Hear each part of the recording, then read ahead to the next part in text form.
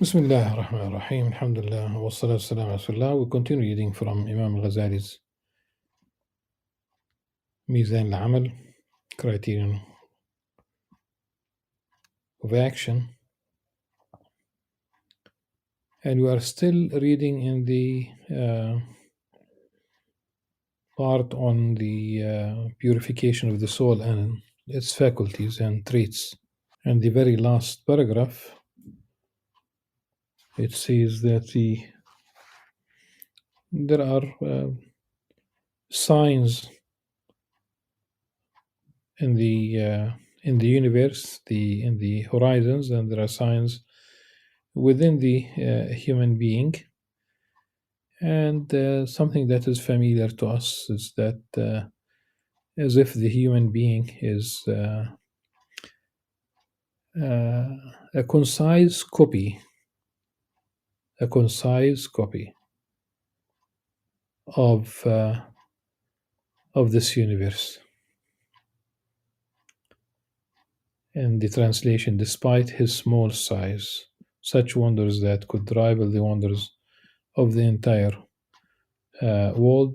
The essence of the Arabic, it says that the human being is a microcosm, as though man were a concise copy of the configuration of the world. And the translation, beautiful translation. By contemplating these wonders, man is able to reach knowledge of Allah subhanahu wa ta'ala. Now we continue reading. You might say, فَإِنْ قُلْتُ, if you cannot speak exhaustively about the soul, because it would take too long, then at least give me an overview that will inspire me to seek further details.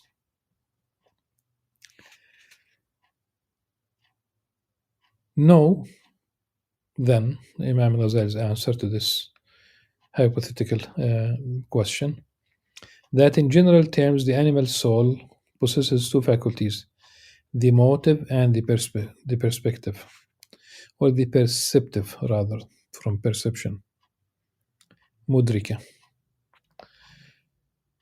The motive faculty has two categories, the instigator and the direct mover. The direct mover is the faculty that acts on the nerves and muscles, causing the muscles to twitch, tightening the cords and connections linked to the nerves in the direction of the point of origin, or loosening them so that they move in the other direction. This faculty is subordinate to the instigating mover. The instigator is the faculty of desire, which instigates motion. Whenever there arises in the imagination the form of something to be sought or something to be avoided, it compels the faculty of direct motion to initiate motion. This instigating faculty has two branches. One is called appetite, shahwaniya, which instigates motion to pursue whatever thing the person deems to be essential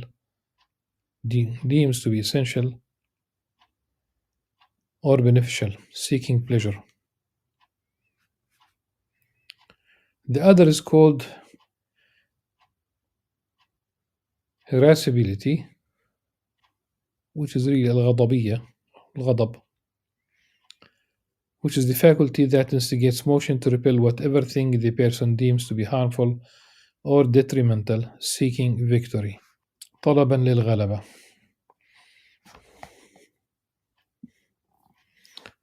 To overcome that which is detrimental. As for the perceptive faculty, it also has two categories, the outward and the inward. The outward is the five external senses, whose reality we shall not delve into here, for there is too much to say about it, while our intent is only to provide a general outline. The inward perceptive faculty also comprises five. The first is the imagination, which is where the forms of tangible things remain after they become absent. When the form of a viewed thing remains in the imagination after one closes one's eyes, this faculty is where the form of that thing is imprinted.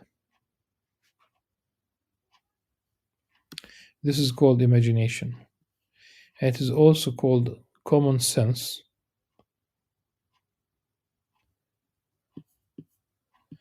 because a trace of the perceptions of all five senses remain in it. The second is the faculty that preserves this. For that which allows a person to retain the form of a thing is not the same as that by which he receives it. Wax, as in the usually the material from which a candle is made, wax receives an engraving when it is wet and then retains it when it dries, while water can receive it but not retain it. This power, which receives the perceptions of the five senses and then preserves them, is located in the first lobe in the front of the brain. That is where it resides, and if that area suffers an injury, this faculty will be impaired, as is recognized in the science of medicine.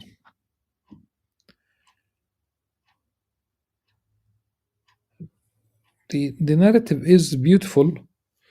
This is not the I don't feel the urge to add certain things that we know today. Just to give you an example, when earlier Imam Ghazali spoke about retaining something that أثر إذ يبقى فيه أثر المدركات بالحواس الخمس كلها. So you will have basically a memory of that. You have a memory of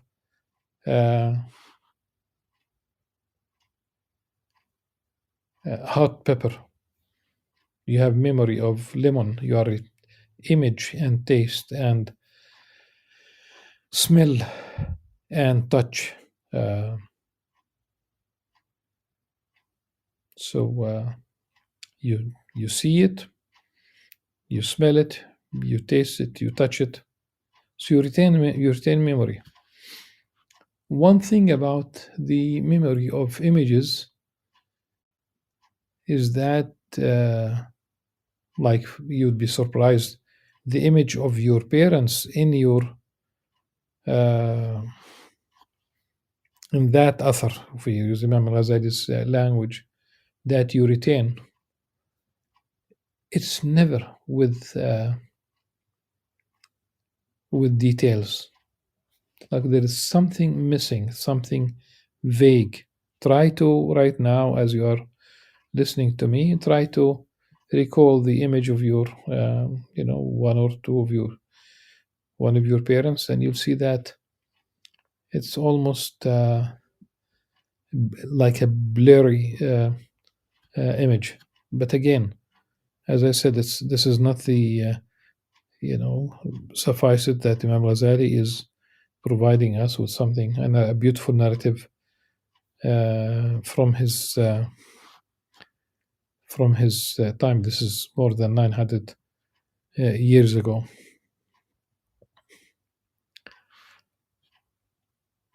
Number 3 is the estimative faculty,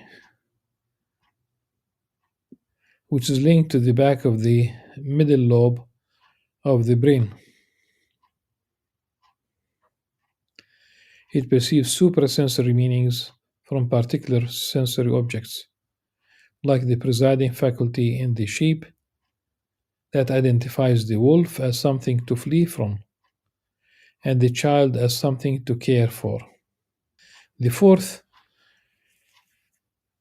is the faculty that preserves these suprasensory meanings, just as the second faculty preserves the forms. Thus, it preserves meanings and is called memory. It resides in the hind lobe of the brain.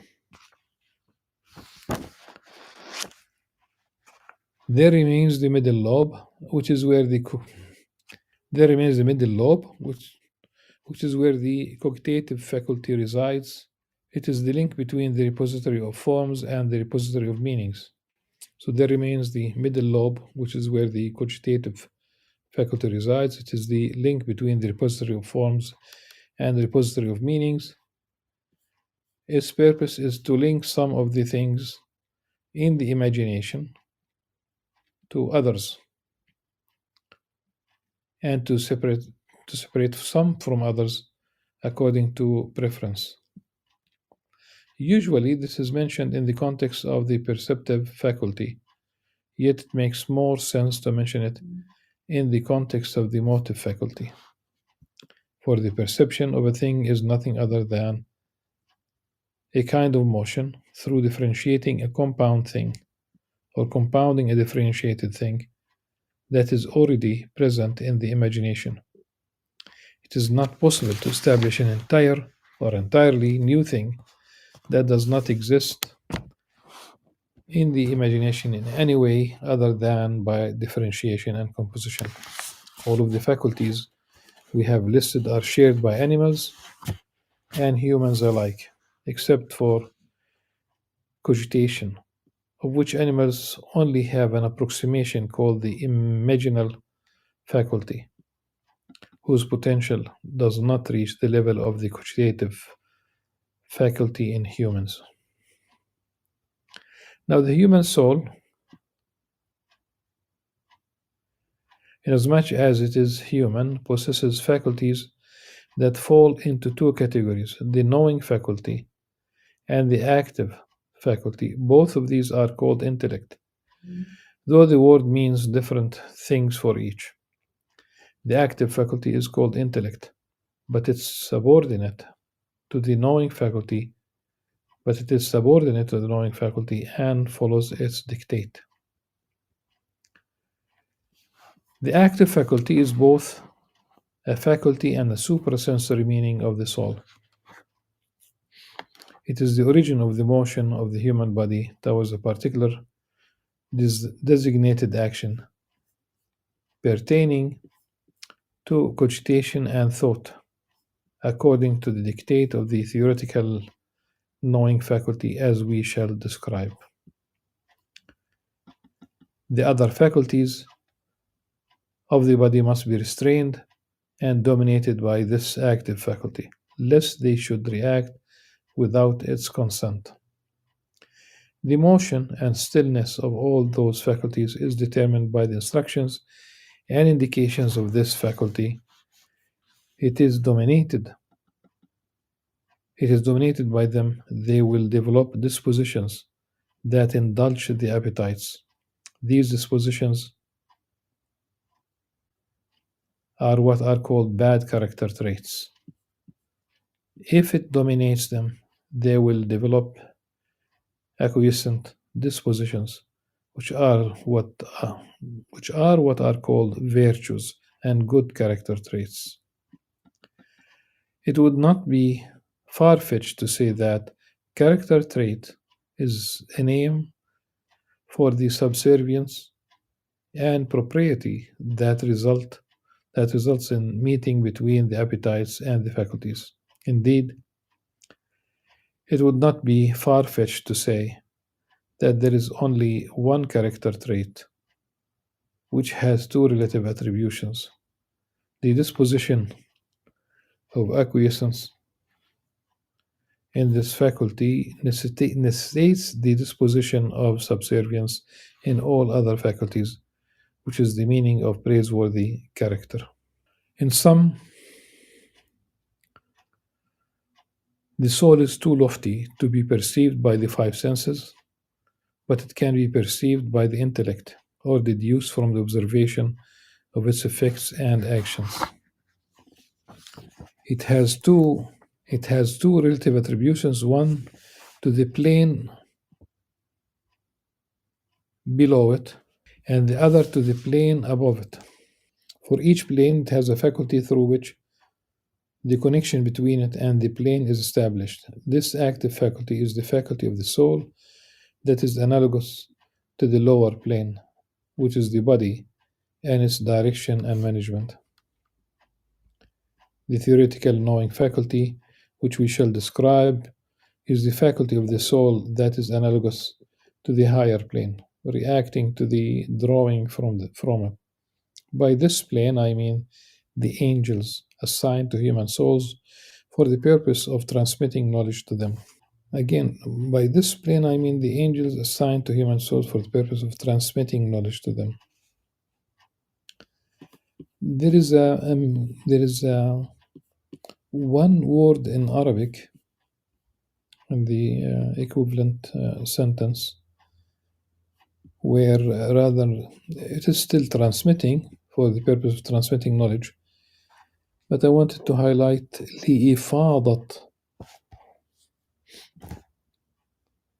لإفاضة العلوم عليها.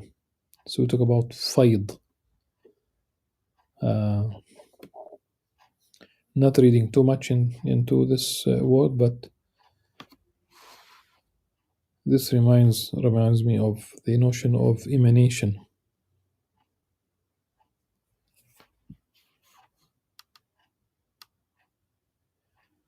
For they can only receive knowledge from Allah subhanahu wa ta'ala through an intermediary.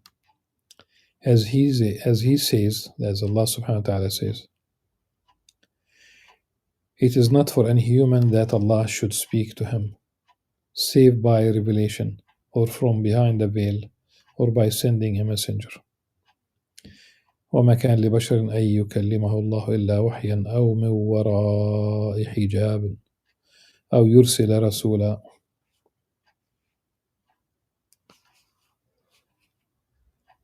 Of course, one might bring the story of Sayyidina Musa alayhi salam on his way back from Madian after finishing 8 or 10.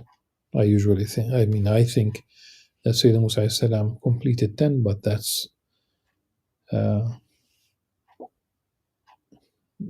have to admit that it's a conjecture ultimately. So on his way back with his family, he saw a fire at a distance. This is the burning bush story. Now when he approached the place, Allah subhanahu wa ta'ala spoke to him. That's a very important story, and this is why we say that Sayyidina Musa is Kalimullah, that Allah subhanahu wa ta'ala spoke to. This is very important. And of course, Allah subhanahu wa ta'ala spoke to Sayyidina Musa without a sound box, without vibration, without so Allah subhanahu wa ta'ala still he created in Sayyidina Musa alayhi salam the hearing. Allah subhanahu wa ta'ala ala alam. In a manner of speaking, the soul has two faces. One is turned towards the body, which it must dominate, and it must not receive or passively react to the accidents and appetites of the body. The other face is turned towards the noble higher plane, and it must always be receptive to what is there, and draw from its influence, for the means of its salvation descend from there. This theoretical knowing faculty is the one whose purpose is to receive universal suprasensory meanings.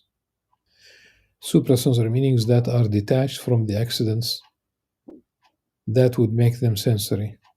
And in particular, we explain the meaning of universal in معيار العلم، كما ذكرنا معنى الكلي في كتاب معيار العلم. In relation to the knowledge that is attained within it, this faculty has three levels. The first level resembles the infant's ability to write. The infant has the potential to write, but this potential is far from being actualized, and so it is for the faculty of knowledge. So it is for the faculty of knowledge in him.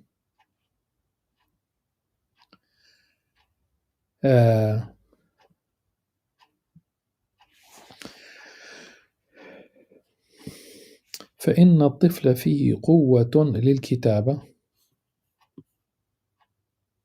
The infant has the potential to write. Because either from potentiality to actuality ultimately has the potential to write.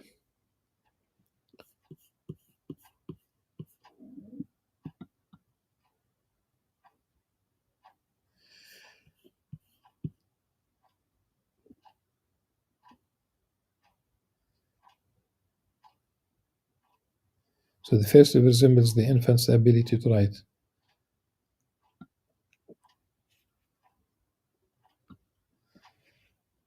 This potential is far from being actualized,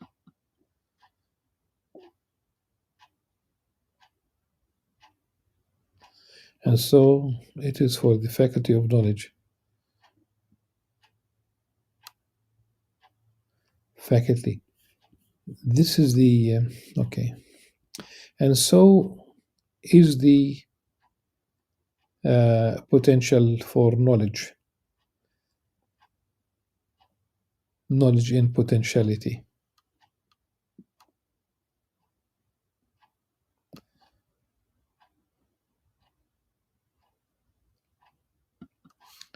The second level is that certain essential principled intelligibles are attained in the knowing faculty.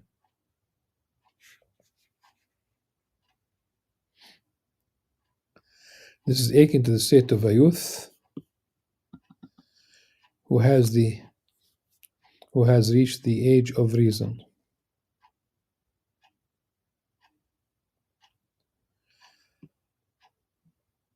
Maybe using the word child, because reaching the age of reason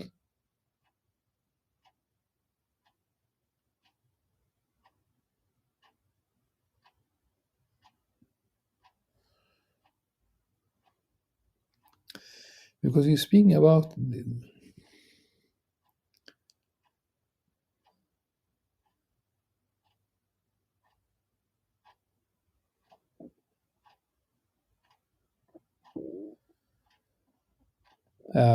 the age of discernment. So let's start with this.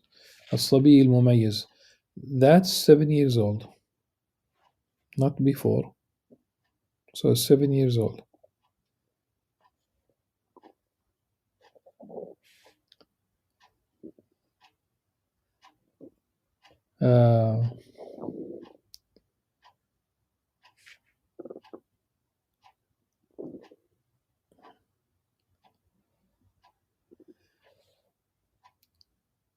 المراهق للبلوغ for the most part it's the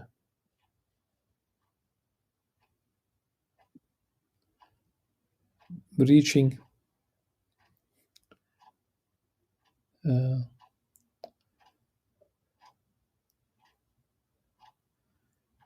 one might say right before puberty.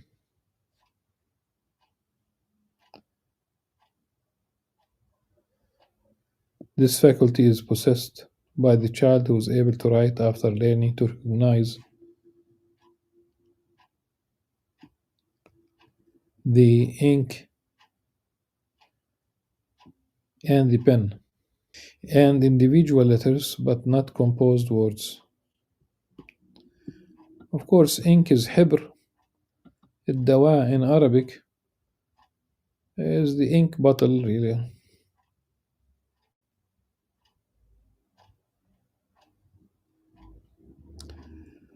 Individual letters but not composed words. He did not know this when he was in the cradle, for then he only had the general potential for writing, but was far from actualization. We so we so this so we have read about the first and the second, and we have the third, and the third is a bit long and needs some explanation, and